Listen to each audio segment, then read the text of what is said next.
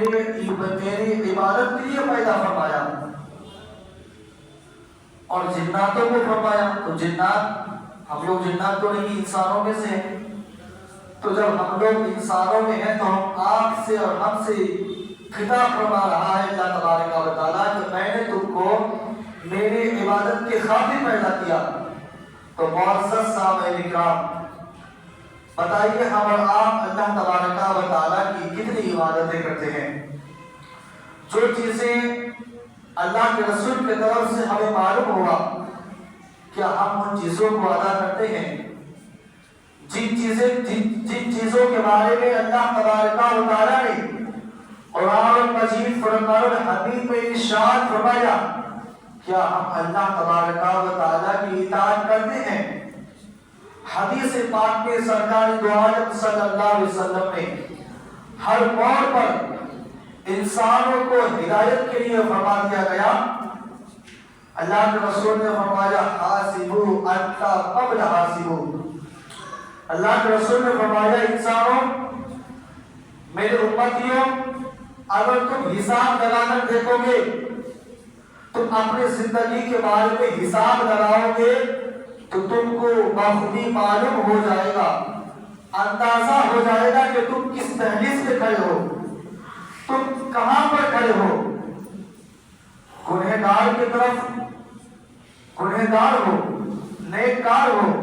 اللہ کے رسول نے فرمایا کہ تم جب حساب لگاؤ گے اپنی زندگی کے تعلق سے کہ میں نے اپنی زندگی میں کتنے اچھے کام کیے، تو آپ کو اندازہ ہو جائے گا یقیناً کہ ہم اللہ تبارک و تعالیٰ کی عبادت کرنے والوں میں شمار ہیں، نیک متقی پرہیزگاروں میں شمار ہیں. پھر جب آپ غور کریں گے اپنی پچھلی زندگی کو کہ میرے 50 سال 30 سال 35 سال 20 سال نماز فرض ہوئی تھی، 15 سال میں بھی 10 سال کے غائب میں نے کیا کیا. جب آپ اس کو سمجھیں گے کیا کیا تو آپ کو بات سمجھ میں آ جائے گی کہ ہاں ہم نے ایسا کیا ویسا کیا. تو برادران ملت اسلامیہ، یعنی اس حدیث پاک کی خلاصہ یہ ہے، حساب لگاؤ تو پتہ چل جائے گا. اس لیے پتہ لگا کر کے اللہ تبارک و تعالیٰ کے بارگاہ میں کھڑے ہو کر کے اللہ کے بارگاہ میں سچی توبہ کرو. اور اگر نیککار ہو، متقی پرہیزگار ہو تو اللہ تبارک و تعالیٰ کے بارگاہ میں زیادہ سے زیادہ اللہ کی عبادت کرو. یہ ہے خلاصہ حدیث پاک کا. تو میرے دوستوں اور بزرگوں، ہم دوسروں کو نہ دیکھیں دوسرا معاشرے میں کیا کر رہا ہے. اگر آپ دوسروں کو معاشرے کے بارے میں دیکھیں گے تو آپ دیکھیے دوسروں میں حسد ہے، کیا آپ بھی حسد کریں گے؟ دوسروں میں بغض ہے، کیا آپ بھی بغض رکھیں گے؟ دوسرے لوگ چغلی کرتے ہیں، کیا آپ چغلی کریں گے؟ دوسرے لوگ شراب نوشی کرتے ہیں، کیا آپ شراب پیئیں گے؟ دوسرے لوگ غلط کام کرتے ہیں، کیا آپ غلط کام کریں گے؟ نہیں میرے دوستوں اور بزرگوں، بلکہ ان کو ہمیں نہیں دیکھ رہا ہے کہ اس کے پاس داڑھی ہے، اس کے پاس ٹوپی ہے، کیا ہے نہیں ہے، بلکہ ہمیں اور آپ کو اپنے اعمال کا جائزہ کرنا ہوگا. میدان محشر میں اللہ تبارک و تعالیٰ کسی کے تعلق سے نہیں پوچھے گا، بلکہ اللہ تبارک و تعالیٰ آپ کو آپ کے بارے میں پوچھے گا کہ آپ نے اپنی 80 سالہ 100 سالہ 25 سالہ زندگی کہاں خرچ کیے. تو ہمیں اپنے کے بارے میں بتانا ہوگا. اللہ تبارک و تعالیٰ کے بارے میں حساب دینا ہوگا اپنے بارے میں. تو میرے دوستوں اور بزرگوں، دنیا کہاں جا رہی ہے ہمیں نہیں دیکھنا ہے، دنیا کس برائی میں مبتلا ہے ہمیں نہیں دیکھنا ہے، بلکہ جو ہمیں اللہ تبارک و تعالیٰ نے قرآن میں فرمایا ہے اس پر عمل کرنا ہے. ہمیں اور آپ کو جو اللہ کے رسول صلی اللہ علیہ وسلم نے حدیث پاک میں ارشاد فرمایا ہے اس پر ہمیں اور آپ کو عمل کرنا ہے. تو انشاءاللہ آپ کی زندگی کامیاب ہو جائے گی. اس میں بہت طویل گفتگو ہے. اللہ کے رسول صلی اللہ علیہ وسلم نے فرمایا کہ کسی سے حسد مت رکھو. صرف مسلمان کے بارے میں فرمایا حسد مت کرو، اس لیے کہ حسد کرنے والی کی نیکیاں اس طرح ختم ہو جاتی ہے جیسا کہ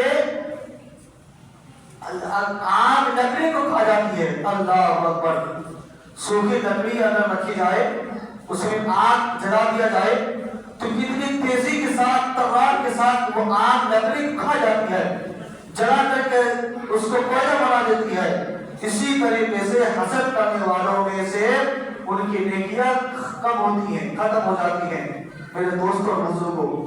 اسی طریقے سے اللہ کے رسول نے فرمایا کہ تم کسی کے عیب کو تلاش مت کرو، کسی کے اندر عیب نظر آئے تو اس کو ڈھانپو۔ کس نے فرمایا؟ اللہ کے رسول صلی اللہ تعالی علیہ وسلم نے۔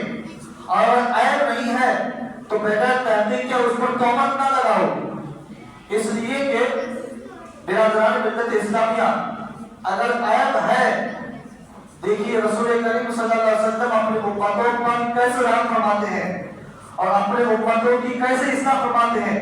اللہ کے رسول نے فرمایا اگر عیب ہو پھر بھی کسی کے سامنے نہ بولو، اس کو ڈھانپو، تاکہ تمہارے ڈھانپنے پر، چھپانے پر اللہ تبارک و تعالیٰ تم کو اجر دے گا۔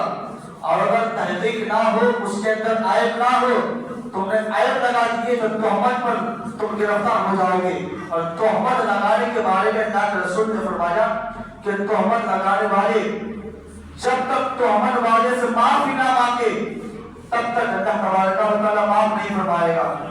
میرے دوستوں اور بزرگوں، ذرا آپ غور فرمائیں، ہم تہمت لگا دیتے ہیں ایک دوسرے کے اوپر بغیر کسی تحقیق کے، بغیر کسی دلیل کے۔ یہ حقوق العباد کی شمار ہے، اور حقوق العباد کے تعلق سے اللہ کے رسول نے فرمایا جب تک میرے بندہ معاف نہیں فرمائے گا تب تک اللہ کے رسول نے فرمایا کہ جب تک بندہ معاف نہیں فرمائے گا تب تک اللہ تبارک و تعالیٰ بھی معاف نہیں فرمائے گا۔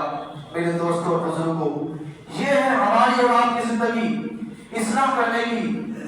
میرے دوستوں اور بزرگوں، اللہ تبارک و تعالیٰ نے قرآن میں فرمایا کہ اللہ تبارک و تعالیٰ نے ہمیں اور آپ کو اس لیے پیدا کی ہم اللہ کی عبادت کریں، تو ہم عبادت کریں گے، اللہ کو یاد کریں گے،